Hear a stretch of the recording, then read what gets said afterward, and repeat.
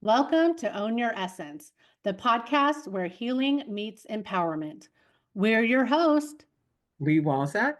and April DeMille, two psychic mediums and a life coach specializing in grief, trauma, and toxic relationship recovery. This is a space for deep conversations, powerful transformations, and real, raw healing. Each week, we'll explore topics ranging from the metaphysical to emotional grief, addiction, mental health, spiritual wellness, and self discovery. Through interviews and personal insights, we aim to spread awareness, foster connection, and support you. You're in the right place if you're ready to set boundaries, reclaim your confidence, and step into your true power. Let's own your essence together. Podcast disclaimer. The content of this podcast is for informational and entertainment purposes only and should not be taken as medical, psychological, or legal advice. If you need medical or mental health support, please contact a qualified healthcare provider.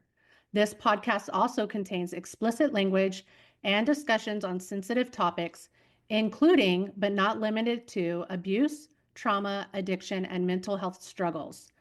Listener discretion is advised, as some content may be triggering or not suitable for younger audiences. By continuing to listen, you acknowledge and accept these terms. And as always, thank you for tuning in. Hi, guys. Welcome back to another episode of Own Your Essence podcast, where we get to have deep transformational conversations with some of our favorite people. We are your hosts, Lee Walzak. and April DeMille. And today we have a special lady with us, and Lee is going to read her introduction, and we will have some fun times with her. Yes, she is a speaker, podcaster, and encouragement mentor, which I would love to know what that is, who helps people find their voice, set boundaries, and grow with nuance and compassion. So, love that. So, it is our pleasure to introduce Stephanie Ann Webb. Here she is. Hey, lady. Hi, April. Hi. Hi, Lee. Thank you so much. Hi. Thank you. We are, I actually am really grateful for everybody that has been so willing to come on and hang out with us because we are complete newbies in the podcasting world. So we're just kind of, I think we're actually still in our pre-recording phase. So we're planning on going live in May next month. So thank you for being part of our brand new journey. Thank you. And I love the logo. It's very beautiful. Oh, thank you. Chat GPT. Nice. I can take zero credit for that. I love Chat GPT. Yeah, for It's real. so nice. It's so great. And that's the Good one work. I think that's the one me and Lee liked the most. We kind of settled on that one. So Those are like my kind of color. I'm very pinky purpley, Yeah. pastel-y. So lovely. nice. Yeah, absolutely. So Lee, you wanna kick things off? Sure. Welcome, Stephanie, and thank you for being here, as April said. Did you want to start just by giving a brief introduction about yourself and what you do and who you are? Yeah, thank you. So I'm Stephanie Ann Webb. I am an encouragement and empowerment mentor and a podcaster. I have 3 podcasts: the StephUP Podcast, Soothing Words with Steph, and Echoes of Understanding. And I'm an author. I wrote a children's book called What Should Dragon Do? And I'm a speaker. So I help people. I do different things. When you're like, I'm not just this. Yeah. Yeah. So I love to encourage people and I love to guide people along in letting go of limiting beliefs, understanding more about themselves, more about the world. How can we listen to others? How can we be more loving and kind, and all these different aspects of let's make this world more beautiful. So that's kind of my passion, adding value. Yeah, that's amazing. So I know just based on some of the information from beforehand that you, a large part, and it seems significant in your realm of work, is finding your own voice and helping other people find their voice, correct? Yes.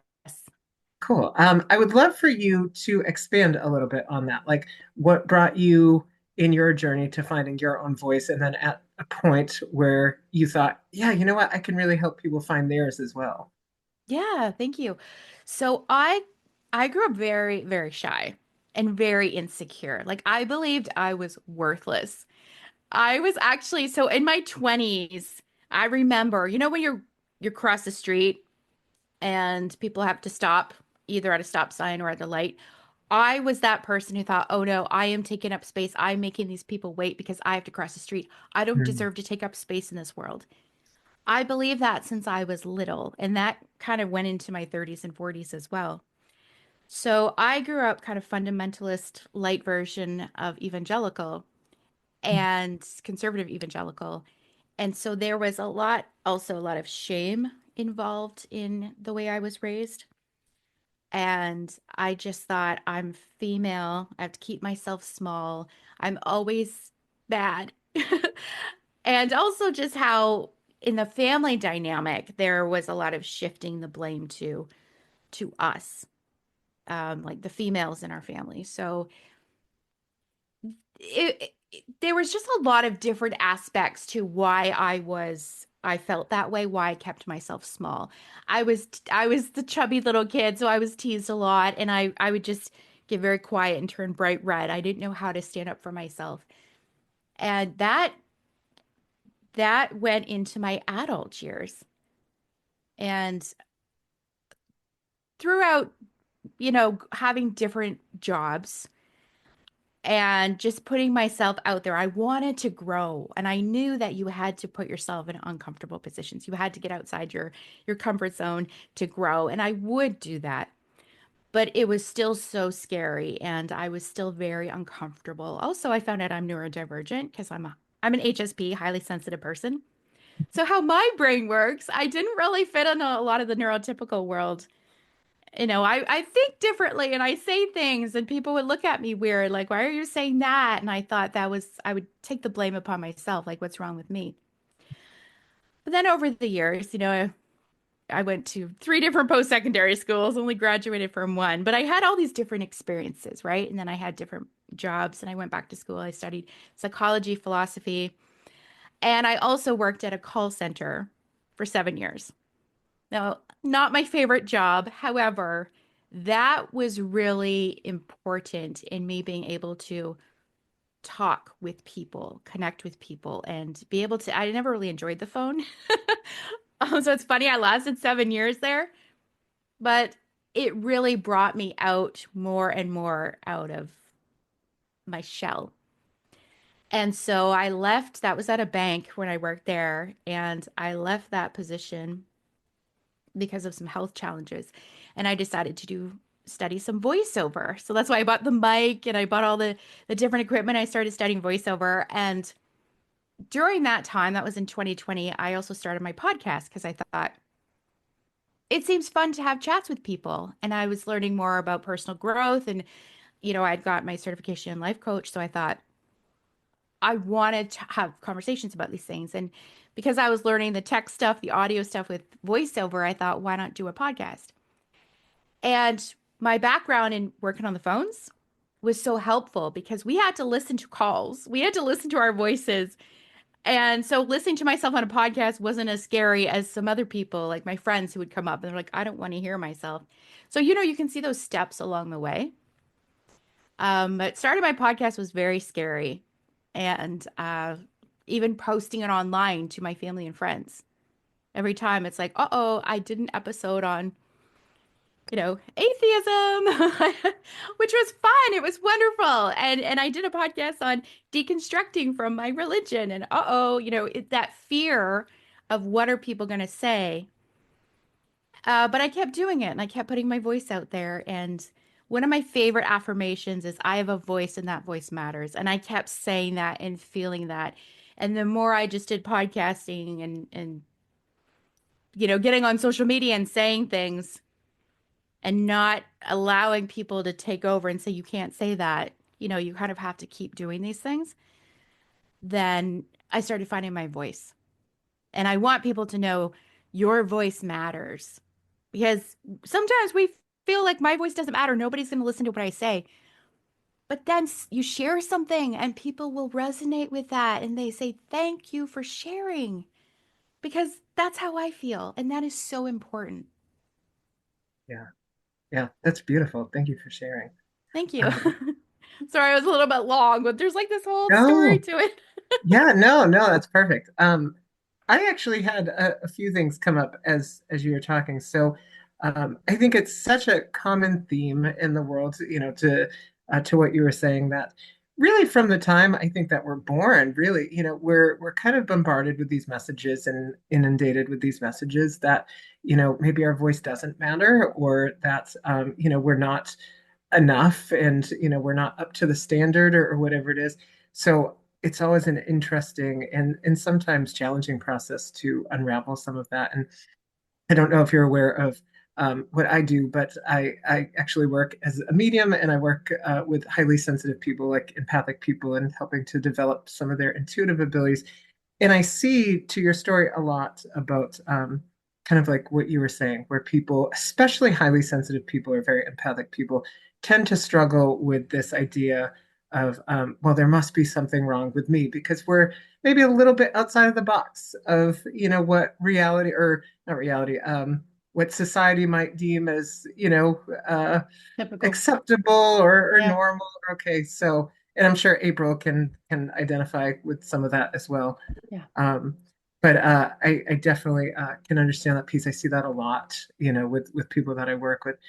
Yeah. I would love to the other little bullet point when you were talking, but I would love if you're comfortable with it, speaking towards how you were unable to kind of um, untangle and unravel some of the uh, maybe belief systems that you had growing up. You said evangelical Christian. If that's okay, if you're Yeah, no, oh, sorry. comfortable, if not, you can. Yeah. No, I go I ahead. made Yeah. that Yeah. face just because there's so much there. Yeah. But yes, Yeah. of course, I definitely like I talk about this quite a bit actually. I think it's worth diving into for sure. And it sounds like you had, like the typical patriarchy.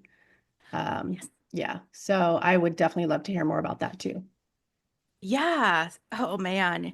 It's funny because sometimes there are moments, but a lot of times, like when I look back, I think I was doing this since I was a kid, questioning. Mhm. But you weren't really allowed to go further. Right. And so there's different aspects to like how I can explain how I was raised. I was raised fundamentalist light version because there are people who are raised like literally fundamentalist and it was more intense than how I was raised. But there was still like a culty aspect to it. And yeah, I remember questioning as a kid, can't we just love people? And my dad is very much uh, we have to go out and save people and tell them they're going to hell. And as a highly sensitive person, that always bothered me. So I struggled with anxiety and depression since I can remember, like 4 years old. And there were different reasons for that, but one of them was the religion. It was just like, why are we so like, why are we so angry and against everybody? Yeah. And I grew up in the Christian bubble, so I went to the Christian school and church. My high school was not Christian. So it's my first experience being around a lot of non-Christians. And it was I was scared. I was terrified, but it was actually really wonderful because then I met people from different backgrounds.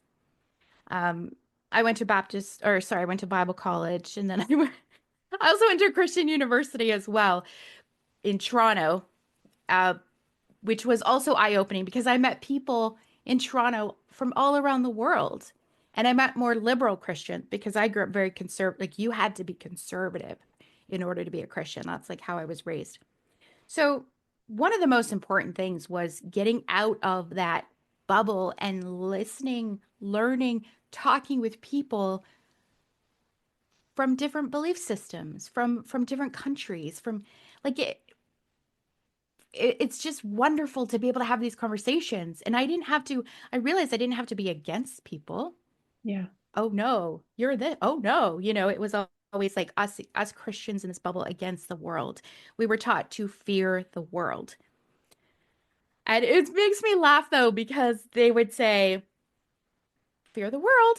And Mhm. yet when you have fear, they're like, do not fear because the Yeah. Bible says so. And I'm like, Right. wait a minute, what? So of course, a lot of us had anxiety, and then you're told you're sinning because you have anxiety.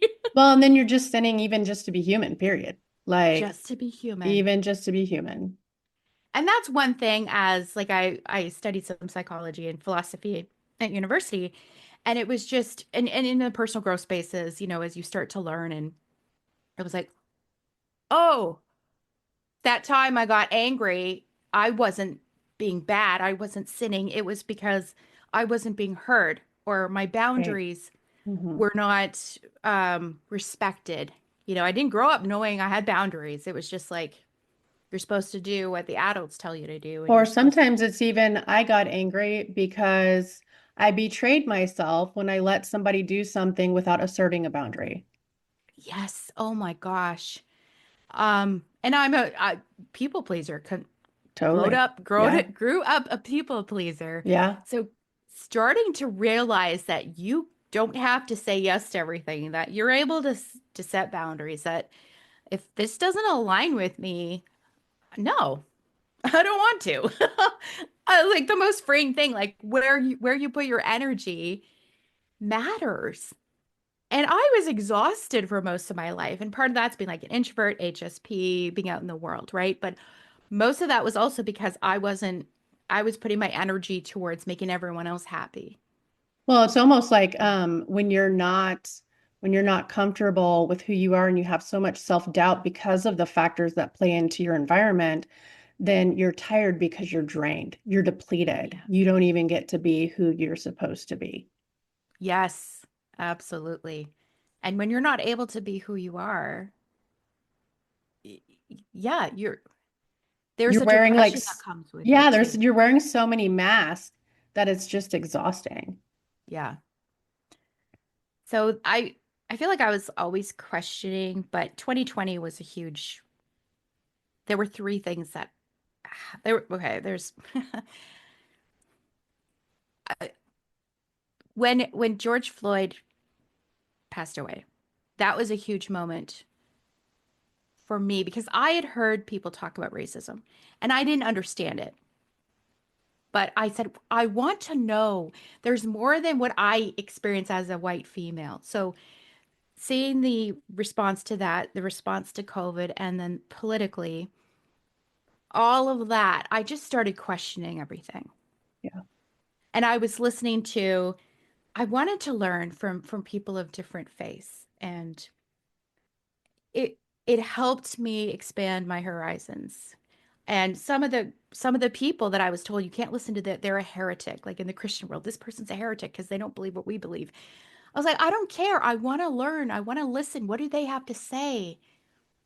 And it was so eye-opening because it was expanding outside of everything I had grown up with. And so that's when my I started becoming more free. The anxiety and depression, it was like, wait, I'm feeling better. I'm healing as I'm going through this. And I said to my friend, I'm still scared. What if I go to hell? What if this is evil? And she goes, are you feeling better? And I said, yes. How can that be evil? That's the key. If you're feeling better and you're going towards more healing and love and peace and freedom, Mhm. that's what it's about. And if you're stuck in dogma and doctrine, Yeah. you're feeling worse. And so I was like, yes, Yeah. you're so right, right? So That, oh, I'm sorry. Did I cut no, you I'm off? sorry. I was just gonna say, did that answer the question? Yeah, Yeah. yeah. Yeah.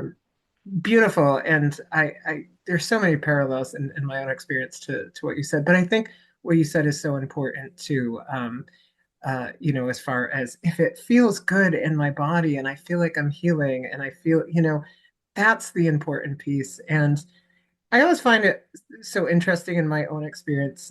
I didn't really grow up myself with, the religious kind of framework so much. Um, but I find it interesting because for me, spirituality or connection to the other side of the divine is really just about love. That's the way that I would put that. So when people start almost using religion or spirituality as a way to kind of put other people in boxes or cages and limit other people, it's always very interesting because I'm like, I feel like that really, the point's kind of being missed a little bit. And it sounds like that's some part of what you have experienced in your life, with the restrictions and limitations um, and that's not to knock anyone who has, a connection to the other side with religion. I know people who have beautiful relationships, to the other side. I just think, sort of to what you were saying, uh, that if we have a very fear-based belief in something, I think it's always worth investigating. There's always a chance to explore. And it sounds like that's exactly what you've done, though. You've really kind of uh, used your strength and taken your strength to explore because it can be scary, like you said, right? Terrifying. I Yeah. love what you said about the fear-based because yeah, like I was really angry, especially coming through it, and I was told I shouldn't be angry. But it's a part of the grieving process. You're grieving something that you were given since you were a baby that you believed wholeheartedly. And but also, so I was angry at and labeling things like I was. And I so like to explain it to people, I say like, fundamentalist, like conservative evangelical. But I do know people who are conservative evangelical and they're beautiful people and they do have that love. And so it's like it's not, you know, it's a for many of us it was that. For many it's not. For many they are moving more towards love. So I like that you said fear-based because that's the key. Fear-based and anger-based. Yeah. Well, and I can relate to that journey too because even though I didn't grow up with a strong backbone in religion right away, I do have very deep roots with Mormon churches and Mormon family. And I still grew up mostly in Texas around my Southern Baptist, the Southern Baptist upbringing here and, strong Christianity. So between the two, there was still a lot of that fear-based the fear-based structure just imposed upon me, and it was expected of me to fall in line and do the thing and be all the things that didn't resonate with my soul at all. Like I was like, this isn't right, this doesn't feel right. And I'm also, sensitive and a psychic medium. And it was I was always in contact with my guides and my soul team. And I knew that I had to step outside of that box. And that was the scariest fucking thing I ever had to do. Yeah, it is scary, especially when you have people, your family, Hmm. concerned. Like I was, you're moving towards healing, you're moving towards something that's beautiful, and people are like, and they're scared for you, right? Well, Because they right. literally believe you're going to hell, but it's like you need more Jesus in your life. And I'm thinking, Yeah. I feel like I'm moving towards that where Right. I wasn't when I was falling in line with everything. You don't Right. understand. Yeah. And that's the thing is, I actually had a conversation with someone, and this was back in like 2016, I think, or 15. It was a while ago. And I was like, what if the very thing that they're teaching us to keep out of our life is the one thing we're supposed to let in? And that was our own higher self, like our own evolved, source, our own evolved light, all the things. And it was so scary for me to break free from that because I also had the people going, you're going to burn in hell. And oh, all that light and stuff is the devil trying to trick you. All the things. I've heard it all. They all tried to manipulate with all the things that they could throw at you. So it is really hard to break that mold, but also, hey, look at you. You broke the mold. Look at you standing out there, being heard, being seen. Fucking fabulous. That's awesome. Yeah. Um, I do actually have a follow-up question to Stephanie about kind of just moving in a different direction to something else that you said, but Yeah. it sparked a little curiosity for me and I made a little mental note. So you were talking about growing up as an HSP, I think you put it as, Yeah. yeah, um, highly sensitive person for anyone curious. But uh, I would be curious because I very much have a similar experience to that. I define myself as very empathic, and HSP, I would definitely, I think, fit under that category. And April might be able to relate to this too, but growing up myself, I feel like because I was so sensitive to the energy around me and other people's energy, it was really hard for me to understand where my own energy ended and somebody else began. And then also, like you mentioned before, growing up with a complete lack of understanding of what a boundary was, whether it was in any sense, right? Like I really had no idea what a boundary was, never mind an energetic boundary. But I'm curious if you experienced anything similar to that, like, kind of having a difficulty or challenge around, where do I end, where do my emotions end, and where do someone else begin? And if so, I'd be really curious where you are with it now, as in contrast to back then, if that makes sense. I Yes. know that was a mouthful. It It's does. such a great question though, because it's true as HSPs or empaths, like how much of our environments do we absorb and what part is ours and what part is not. Hmm. Yes. Oh my goodness. And this is the thing that we so don't understand when we don't know. Right. Like I found out I was an HSP in my mid 30s because I was Mhm. I was with a therapist and she was telling me about it and I said, "Oh, what?" It made so much sense. And actually like I in my mid 20s I found out like I did the Myers-Briggs. I'm like, "I'm an introvert, I'm this." And I'm like, "I don't even know if I'm an introvert, but HSP because I can be with certain people for hours and I have all the energy, right? You can be with one person that's incredibly draining for 5 minutes, and I feel like I'm so exhausted. Um, so yes, the boundaries thing, also being around certain energies, and when you don't know, as soon as you walk into a room, I remember I'm like, I feel good, right? And then I walk into a room, and all of a sudden, I'm like, what happened? And what's wrong with me? What did I do wrong? Why do Mhm. I feel like this?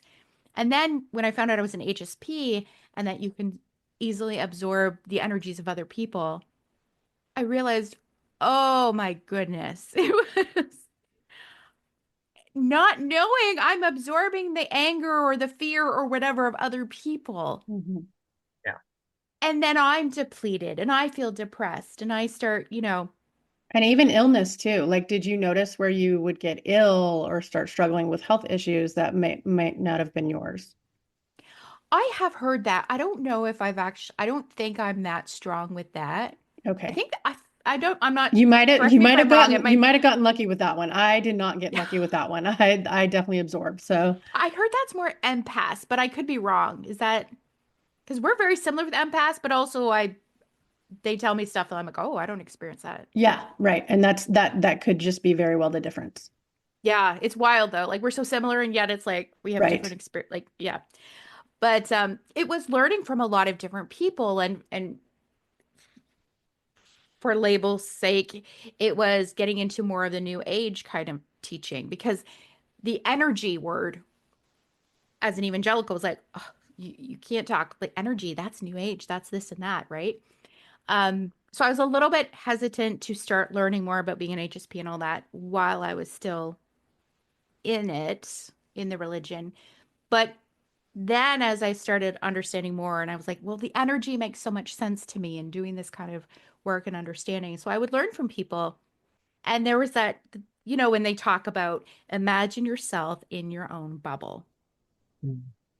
and the energies of other people do not penetrate past here. Mhm. But first, that takes awareness, though.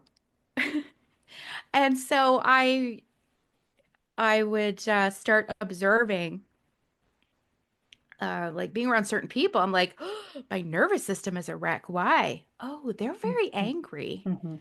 And that's where I'm like, the anxiety I had, part of it was from other people.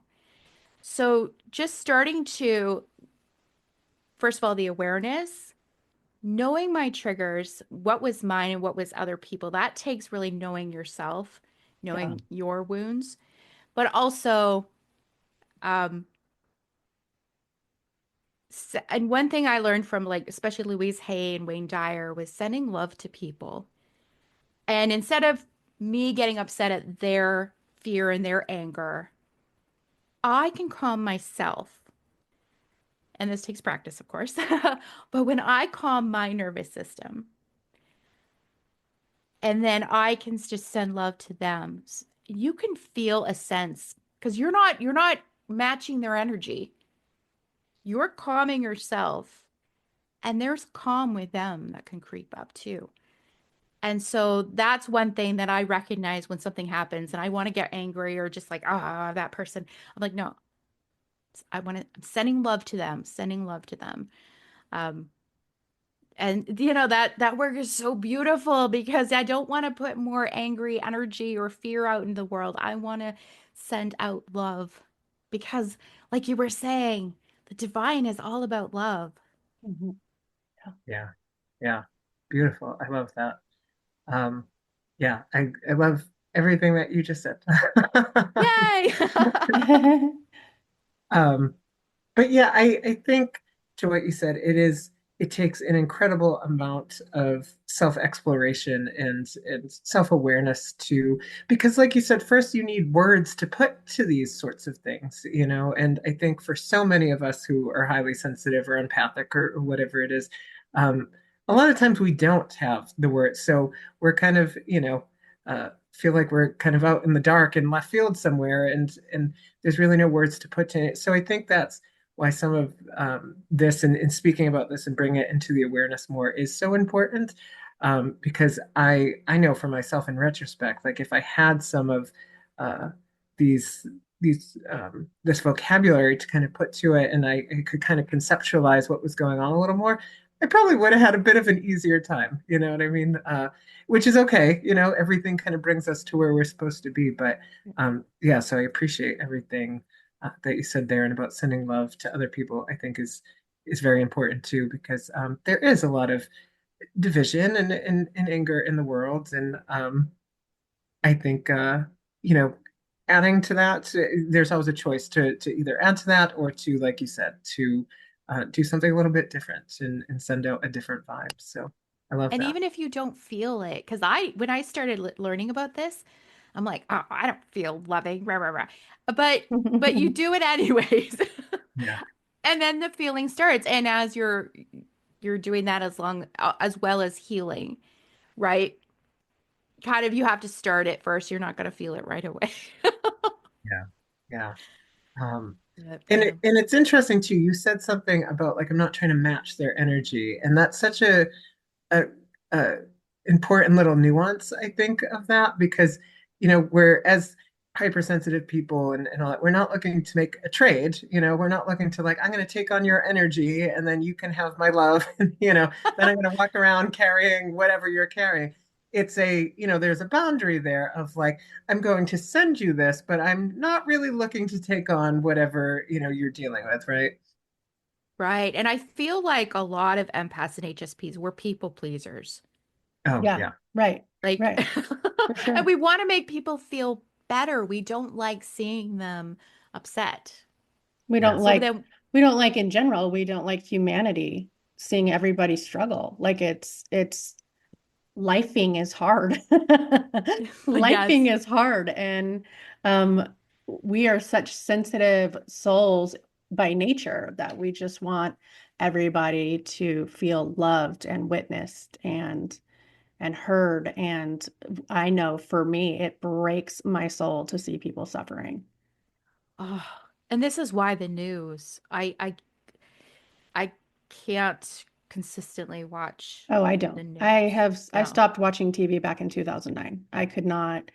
I had realized even then, I was never a big TV fan anyway, but even if I had it on for the kids and the news would come on in passing while I was cooking or something, I was able to connect like my dip in moods, or like all of a sudden I was overcome with grief when I was fine all day and oh, I just had the news playing in the background.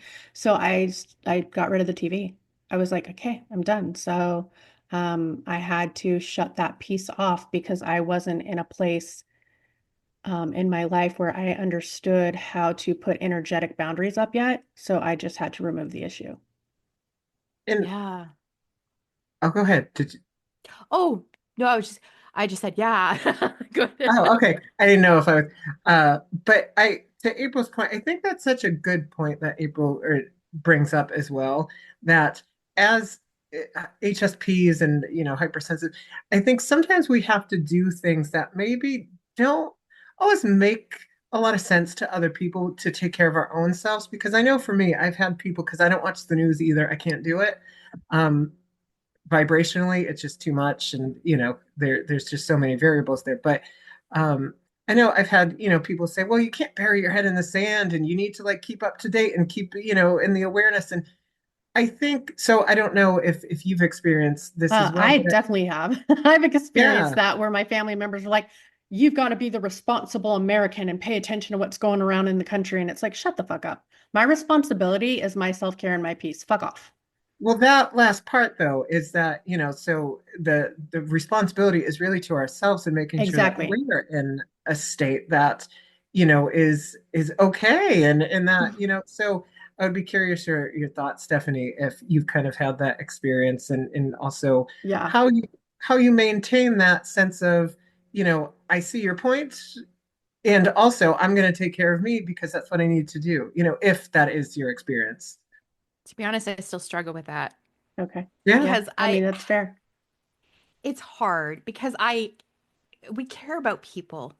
And when you hear stories of people being harmed, you're like, ah, need to do something. But Right. like I'm Canadian, so I can only do here what I can do here.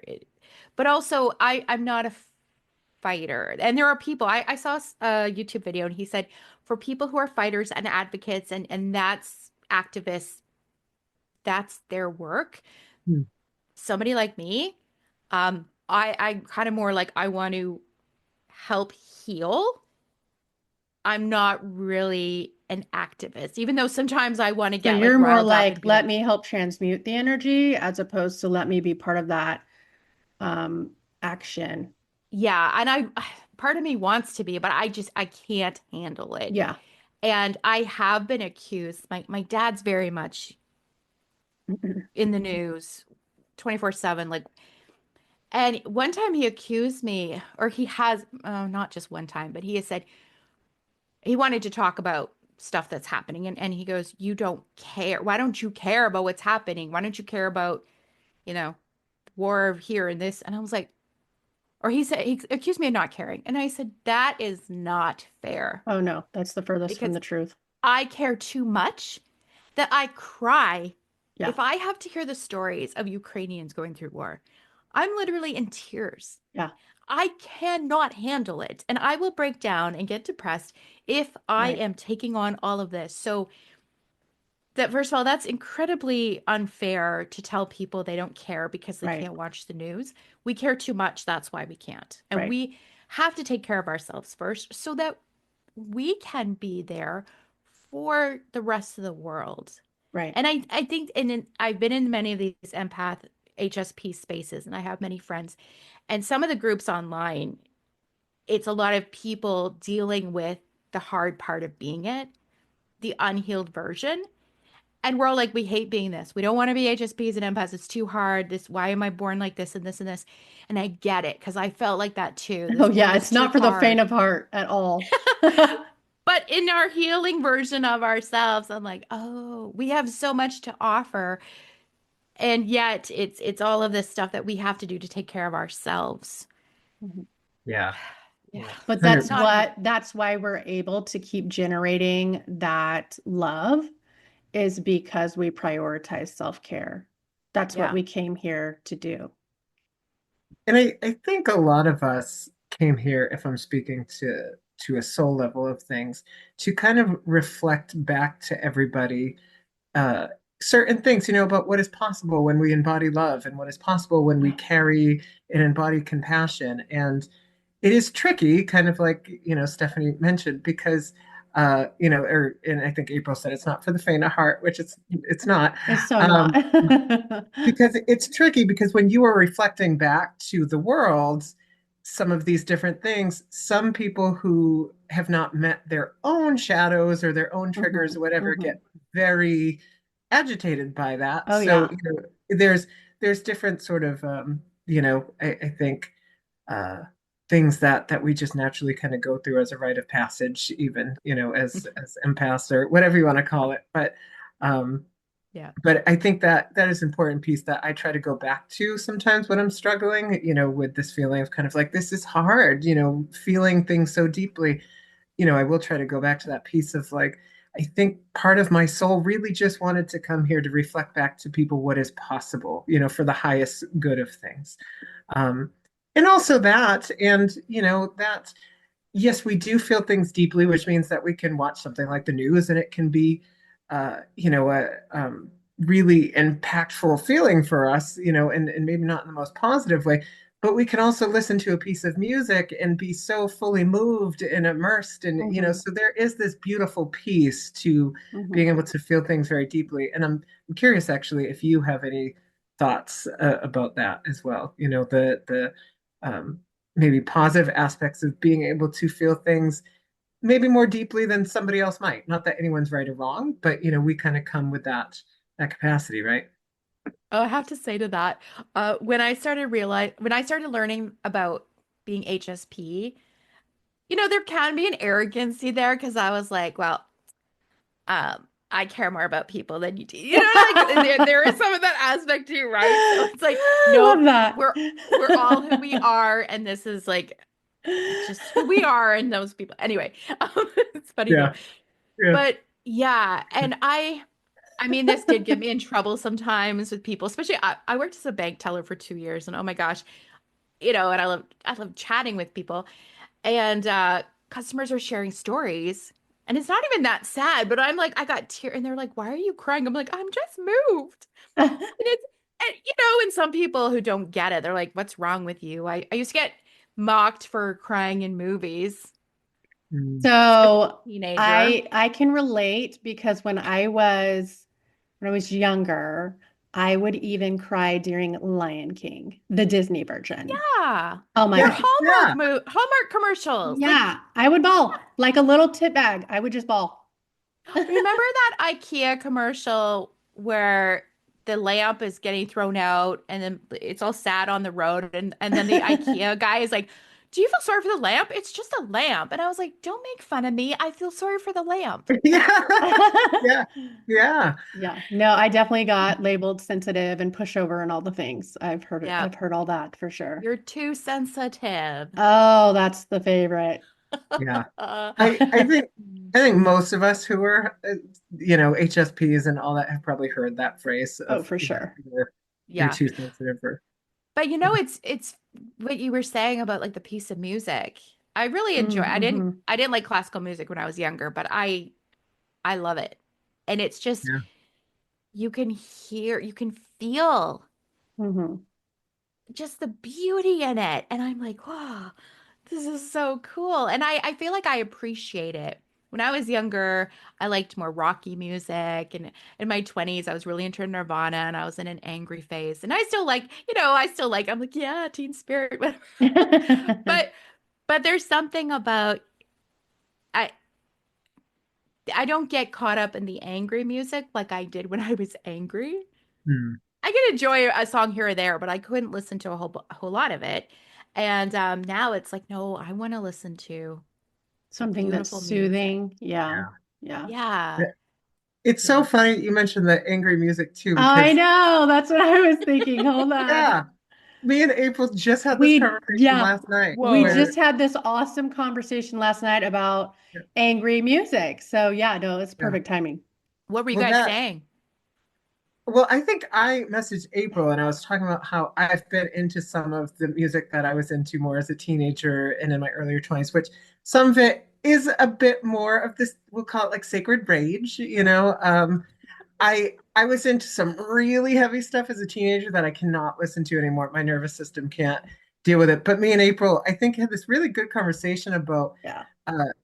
why, and because she, resonated with some of, what I was saying, maybe not exactly to the music, but why we found ourselves in that space and how I really felt that there was a part of me, and April as well, that really, maybe in a bit of a misguided way at the time, but was embodying the shadow piece of the collective of the world that, sometimes we pretend doesn't exist, Or even because ourselves. Like for me, I was speaking on like the shadow aspects of me that I was so angry and I yeah, needed to have a full-blown like volcanic eruption moment.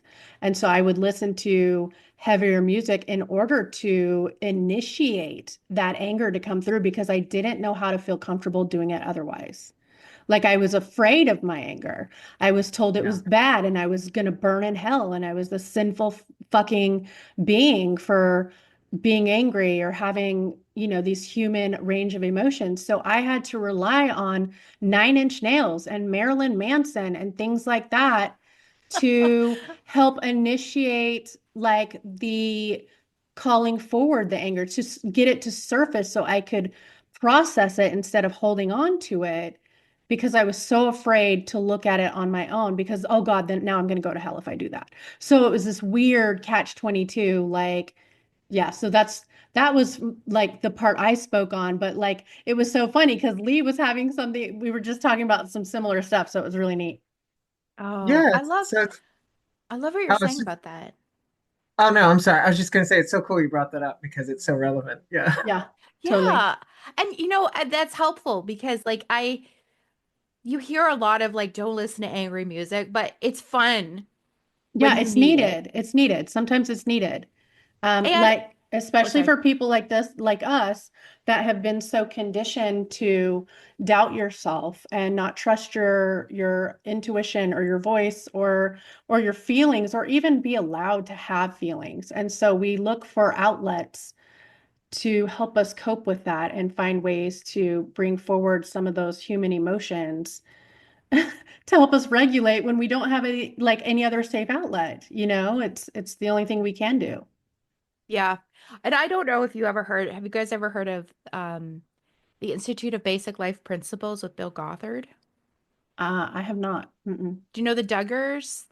mm-mm. The Duggar family? They I like I know of nine, them. 19 kids and counting.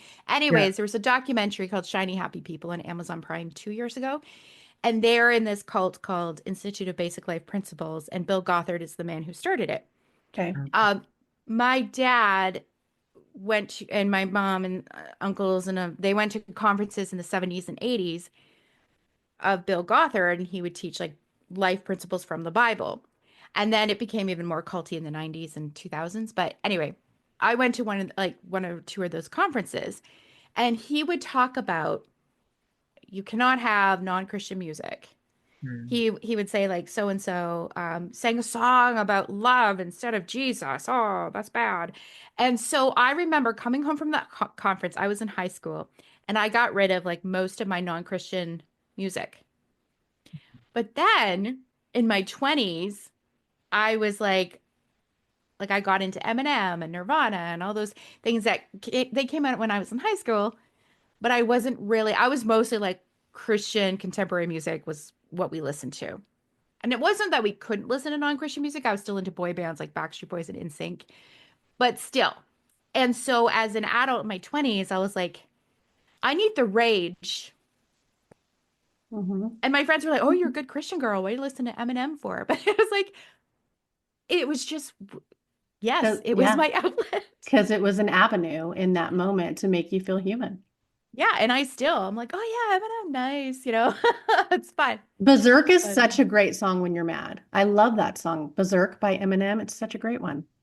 oh, I don't know. I know most like his first few albums. I didn't really, is it later on or is that more? I couldn't tell you. I'm not an Oh, I'll have to look Eminem it up. specialist, but he's not necessarily one of my favorites, but Berserk was one of the ones that I think I listened to a lot. Nice. Yeah. Well, I think it's what April was saying too, and what you seem to have experienced as well, and myself as well, just maybe all in different ways. But because I grew up very much with the I was given this idea that anger shouldn't be felt, sort of thing, like that's a dangerous emotion. We don't want to feel our anger. And I think all emotions definitely have a place, right? And it sounds like you, Stephanie, in different ways experience, that under the religious umbrella. And so, yeah, I think it is important, though, that sometimes, like April was saying, that, there is some sort of a channel for that. And yeah, like I agree with April that for me, the music kind of put a voice to that sort of emotion. And that's the only way that at the time I really knew how to move that. Now I obviously know how to move energy a bit differently and honor whatever emotions come up. Um, but even anger, I think, is something that is so misunderstood as an emotion, but also, overlooked and how it can be of service to us and how it can have different messages for us. Uh, so yeah, Yeah. that was my thought there. Good stuff. Really good stuff. Hey, real quick, I wanted to ask you about what should Dragon do? Can you tell Oh, me about your kiddos book? I would love to hear about this. thank you.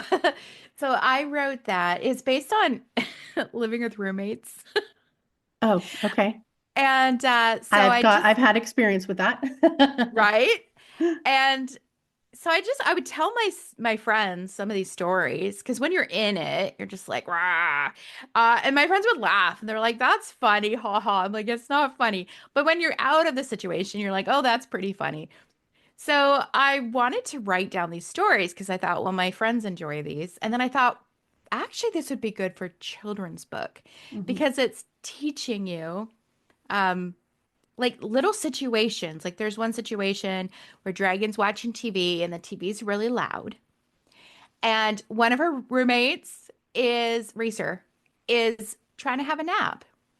And she comes out and says, Dragon, can you turn the TV down? I'm trying to sleep. And Dragon gets mad and she goes, it's my day off. I can have the TV as loud as I want to.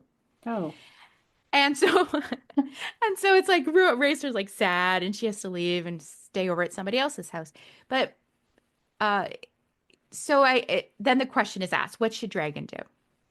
Uh she can watch TV and she can turn it down because, it's about compromise and living together and being kind and things like that. So I have three stories in there about like learning something new, um, taking, being kind, and just like little things that bother us. We can let some of that go. And it's helpful for kids when they have siblings. yeah. No, that's, Teaching kindness, emotional intelligence, and stuff like that. So I think that's cute. thanks. I love that.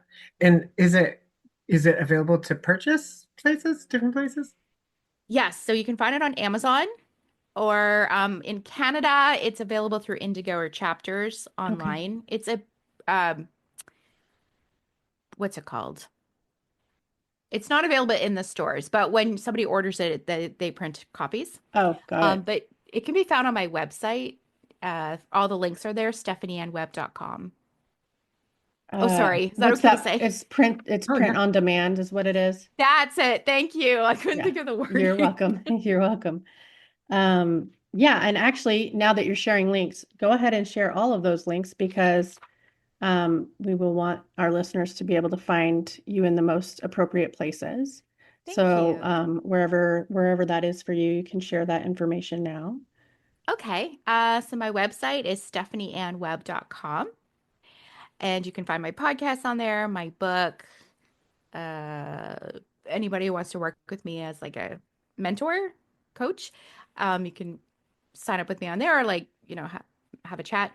You can find me on TikTok, Facebook, Instagram, and YouTube at Stephanie and Webb, or just put in Stephanie and Webb, and I'm sure I'd come up. So, Okay. And I mean, we'll have all the things attached for this as well. Stephanie, I wanted to ask you if you could part with any words of wisdom for our listeners today, what would that final message be? oh, that's a good question. One thing that I just want everyone to know, because it was so helpful when I learned it, is you are worthy. You are beautiful and you are here for a reason. And we can all find healing in this life. We can all find something that we're good at, something like that we can do, whatever that may be. It doesn't have to be like the biggest thing in the world, but we have value. And sometimes we'll feel like people will tell us you don't. I know I felt like that. And I know people didn't mean to. I know my parents were doing the best they could with what they had. And yet I felt worthless, like I had no value. And just learning that I do have value. I'm here on this earth for a reason. Um, it's the most beautiful thing. So keep going. You can find it. You're like, you're gonna find the piece of yourself. Just keep going. I love that. That's a good message. I Amazing. think that's a really, it's such a powerful message, but it's not an easy thing to do. No, it It's is definitely not. not. It's a Yeah, journey. absolutely. Lee, did you have anything else that you wanted to add before I wrap things up? I think that was about it. But just thank you, Stephanie, for coming on. You are such uh, just a wonderful energy. You have this wonderful energy about you. You're such a light, and that's just, I feel like, immediate. When you talk to you, you can just Hmm. see it immediately. So thank you so much for being here and sharing your story and your wisdom. And yeah, I love all of it.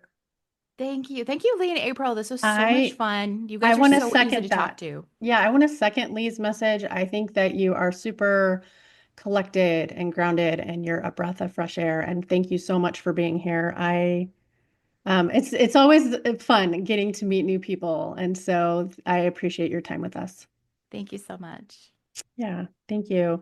And also, real quick, thank you to our listeners. I just want to remind you guys that if you have any questions, you can email us with suggestions, questions, topic ideas, or if you need to reach out to Lee or I for any other reason. Our email is ownyouressencepodcast@gmail.com.